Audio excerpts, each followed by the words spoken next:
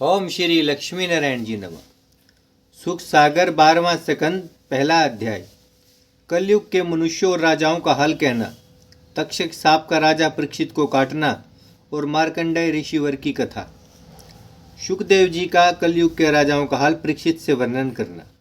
राजा परीक्षित ने इतनी कथा सुनकर विनय किया, हे मुनिनाथ, आपने कहा कि जिस दिन श्री कृष्ण जी बैकुंठ को गए उसी दिन सत्य व धर्म संसार से उठ गया। क्या उनके पीछे कोई ऐसा धर्मात्मा राजा नहीं हुआ जो धर्म को शिथिल रखता? अब यह बतलाएं, फिर किसके वंश में राजगद्दी रही थी? शुकदेव जी ने कहे, परीक्षित, श्याम सुंदर के रहने तक द्वापर युग था। उनके पीछे कलयुग में जो राजा हुए उन्होंने सत्य व धर्म को छोड़ दिया। थोड़ी आयु रहने से कुछ शुभ कर्म भी नहीं कर सकते थे। जब श्री कृष्ण जी महाराज बैकुंठ धाम को गए तब पांडवों के वंश में तुम चक्रवर्ती राजा हुए और तुम्हारे उपरांत व्रजनाभ व जन्मजय चक्रवर्ती राजा होंगे। जरासंध का बेटा जो सहदेव था उसके वंश में पुरजीत नाम का राजा होगा। उसे चाणक्य मंत्री मारकर अपने पुत्र पर देवत को राज्य देगा। उसके वंश में 348 वर्ष तक राजगद्दी रहेगी। फिर शिशुनाग नाम राजा होगा। उसके कुल में काकोरन व अक्षेमधर्मा आदि उत्पन्न होकर 360 वर्ष राज्य करेंगे। फिर वह महानंदी राजा के बिंद नाम का बेटा शूद्री से उत्पन्न होकर बरजोरी सब क्षत्रियों का धर्म नष्ट करेगा। उसके डर से सब कुलीन क्षत्रिय भागकर पंजाब में जा बसेंगे। पर्वत पर रहने वाले क्षत्रिय शुद्ध धर्म रखेंगे। राजा बिंद के 8 बेटे राज्य करेंगे। उन 8 को चंद्रगुप्त नामक दास मारकर आप राजगद्दी पर बैठ जाएगा। उसके वंश में वारीचारी व देवहूति आदि उत्पन्न होकर 1000 वर्ष तक राजा रहेंगे।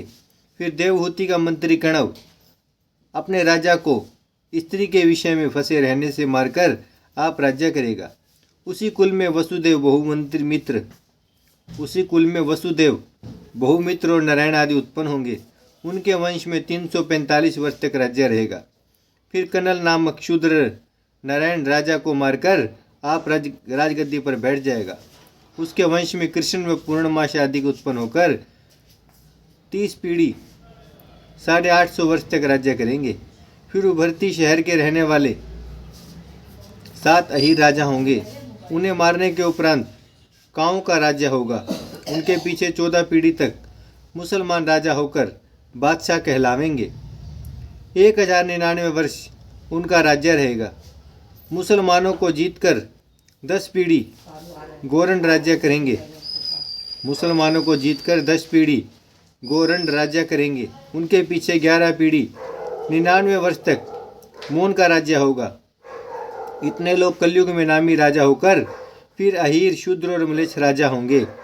कलयुग में राजा अपना कर्म व धर्म छोड़कर स्त्री, बालक व गौ का वध करेंगे।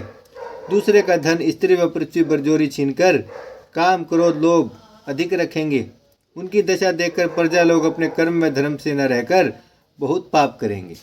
ओम श्री लक्ष्मी नारायण जी नमः।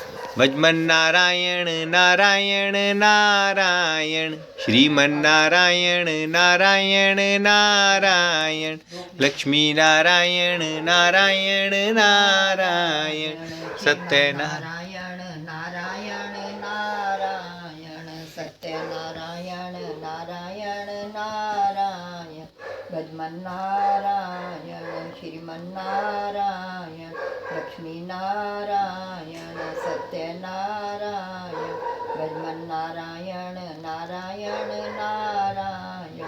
भागवत महापुराण की जय, लक्ष्मी नारायण भगवान की जय, गौ माता की जय, गंगा मैया की जय, धरती माता की जय, शिव परिवार की जय। हर हर महादेव, हर हर महादेव।